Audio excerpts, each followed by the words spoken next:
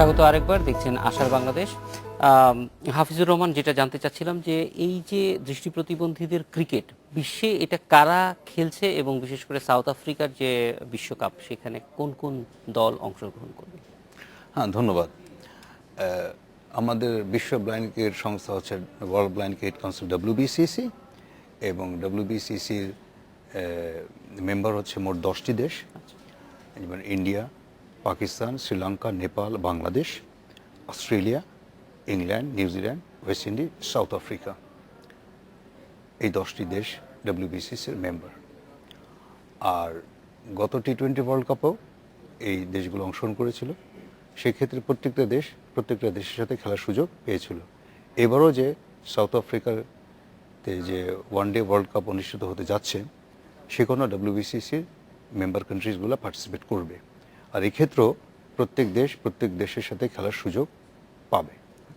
তারপরে সেমিফাইনাল, হ্যাঁ, এরপরে সেমিফাইনাল হবে এবং তারপর শীর্ষ হবে চার দল। ফাইনাল হবে। এখানে শক্তিমত্তার পয়েন্টের ভিত্তিতে আসতে হবে আপনাকে। শক্তিমত্তার ভিত্তিতে সবচেয়ে শক্তিশালী দল কারা? খুবই চমৎকার প্রশ্ন করেছেন। লাস্ট ওয়ার্ল্ড কাপে যেটা আমরা দেখলাম T20-তে আর কি, সেখানে মূলত আপনার ইন্ডিয়া, পাকিস্তানি সবচেয়ে পারফরমেন্সের দিক থেকে যদি বলি, তারা খুব শক্তিশালী দল। At the same time Sri Lanka as well.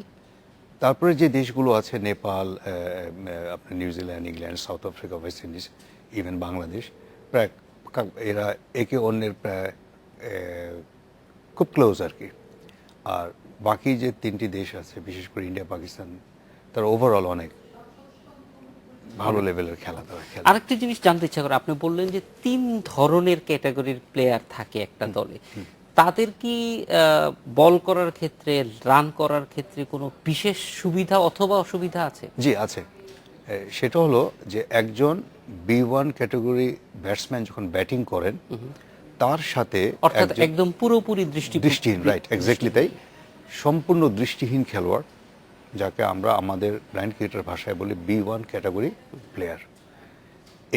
এই ব্যাটসম্যান যখন ব্যাটিং করতে আসেন, তার সাথে একজন রানার থাকতে হবে, আইদার B2 অর B3। কিন্তু B2 আর B3 ব্যাটসম্যান যখন ব্যাটিং করবেন, তখন তার রানারের প্রয়োজন হবে না। তবে তিনি যদি ইচ্ছা করেন আর কি, তাহলে তিনি রানার রাখতে পারেন। তো সাধারণত B2 B3-দের রানার প্রয়োজন হয় না। এই হলো B1-এর ক্ষেত্রে ম্যান্ডেটরি। ডেফিনেটলি এটা থাকতে হবে, B2 অথবা B3। আর আরেকটা বিশেষত্ব হচ্ছে হলো, B1 ব্যাটসম্যান যখন একটা রান নেয়, এটাকে ডবল ধরা হয়, অর্থাৎ স্কোর ডবল। 1 নিলে 2, 4 নিলে 8, 6, 12। কিন্তু B2 আর B3 ব্যাটসম্যান যখন ব্যাটিং করবেন, তার ক্ষেত্রে কিন্তু রেগুলার ক্রিকেটে যেভাবে রান আসে 1, 2, ঠিক সেভাবে আসবে। তো এই 2 মাসের একটা ট্রেনিং চলছে আপনাদের, এটা একটু বলবেন যে এই কেমন ট্রেনিং চলছে, সেখানে আপনাদের কোচ কে, তার অভিজ্ঞতা কেমন? মূলত আমাদের এখানে কোচ ব্লাইন্ড ক্রিকেটের দুজনই মানে আছেন। শুরু থেকে একজন সানোয়ার আহমেদ, আর এখন আছেন আমাদের নাহিদ। তারা মূলত মেইন স্ট্রিম থেকেই ক্রিকেটের সাথে সম্পৃক্ত ছিল। এখন তারা অত্যন্ত নিবেদিত যে দৃষ্টি প্রতিবন্ধী মানুষের সাথে তারা সম্পৃক্ত হয়েছে এবং ব্লাইন্ড ক্রিকেটের সাথে তারা সম্পৃক্ত হয়ে এই দায়িত্বটা পালন করছে। আর যেটা বললেন যে প্র্যাকটিস সেশন যেটা এখন আমাদের চলছে স্টিল নাও, সেখানে মূলত যেই প্র্যাকটিসটা আমরা করছি আসলে, এতে কিন্তু গত বিশ্বকাপেরও আমাদের প্রায় 8-9 জন কিন্তু এক্সপিরিয়েন্স প্লেয়ার কিন্তু আছে। আর নিউ কামারদেরকে কিছু অ্যাড করা হয়েছে, অর্থাৎ এই দলটাকে আরও শক্তিশালী করার জন্য B2 এবং B3, ইভেন B1 অ্যাড করা হয়েছে, যাতে গত বিশ্বকাপে যে ল্যাকিংসগুলো আমাদের ছিল আসলে, আমরা সেটাকে বিচার বিশ্লেষণ করে আমরা দলটাকে এই যে বিশ্বকাপে আমরা অংশগ্রহণ করতে যাচ্ছি ওয়ানডে ওয়ার্ল্ড কাপে, সেই ক্ষেত্রে যাতে আমাদের শক্তিটা আরও ভালো হয়, সেই কারণে কিছু ভালো ব্যাটসম্যান, ফিল্ডার, বোলার আমরা এখানে এই প্র্যাকটিস সেশনে অংশগ্রহণ করার সুযোগ করে দিয়েছি। হাফিজুর রহমান এবং তাইজউদ্দিন, আপনাদের দুইজনকে অনেক ধন্যবাদ। আপনারা এখানে এসে আমাদেরকে জানিয়েছেন যে কিভাবে বাংলাদেশ ব্লাইন্ড ক্রিকেট দল বিশ্বকাপে যাচ্ছে, এবং আপনাদের বিশ্বকাপে শুভ কামনা। খুব ভালো করুন আপনারা, এবং বাংলাদেশের জন্য সম্মান বয়ে আনুন, এবং সাউথ আফ্রিকার আপনাদের সফর মঙ্গলময় হোক, এই আশাই ব্যক্ত করছি। আপনাদেরকে আবারও সেই সাথে বাংলাদেশ ব্লাইন্ড ক্রিকেট কাউন্সিলের পক্ষ থেকে এবং বাংলাদেশের সকল ব্লাইন্ড ক্রিকেটারদের পক্ষ থেকে বাংলাদেশ দলের অধিনায়ক হিসেবে আমি ইন্ডিপেন্ডেন্ট টেলিভিশনকে ধন্যবাদ জানাই আজকের এই অনুষ্ঠানে জি, হাফিজ। আমাদেরকে ইনভাইট করার জন্য। দর্শক, আশা বাংলাদেশে নিচ্ছি একটি বিরতি, ফিরছি একটু পরে।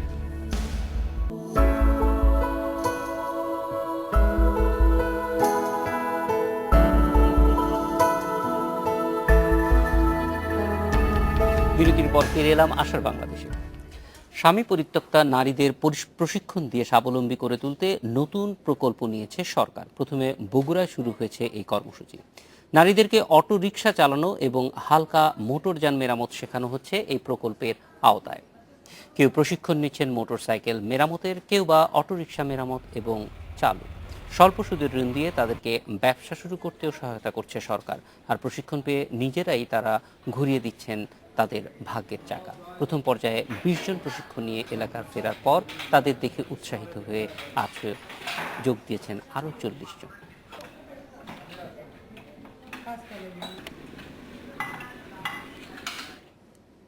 বগুড়ার স্টুডিওতে উপস্থিত আছেন 3 হুইলার চালক সুফিয়া বেগম। আমরা তার অভিজ্ঞতার কথাই শুনব।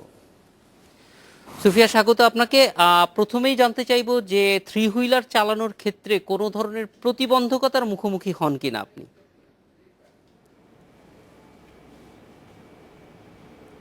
জি, আসসালামু আলাইকুম।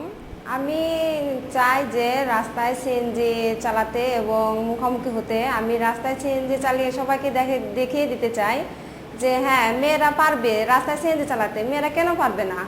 কারণ মেয়েরা হচ্ছে যে ঘরের পুতুল হয়ে কিসের জন্য থাকবে? কারণ ছেলেদের সাথে যদি মেয়েরা অ্যাডজাস্ট করে কাজ করে তাহলে সংসারের কোনো অভাব থাকবে না এবং কি কোনো দূরকেন্দ্রই থাকবে না।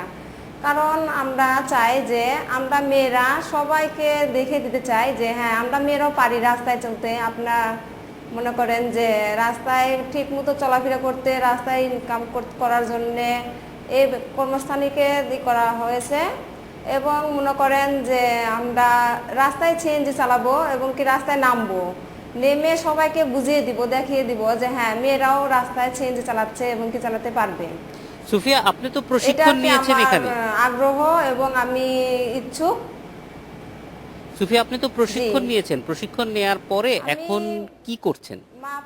হ্যাঁ, এখন আমার ইচ্ছা আছে যে আমি সিএনজি রাস্তায় চালাবো এবং মনে করেন যে এখন পর্যন্ত আমরা রাস্তায় চালাইনি, নামিনি আর কি।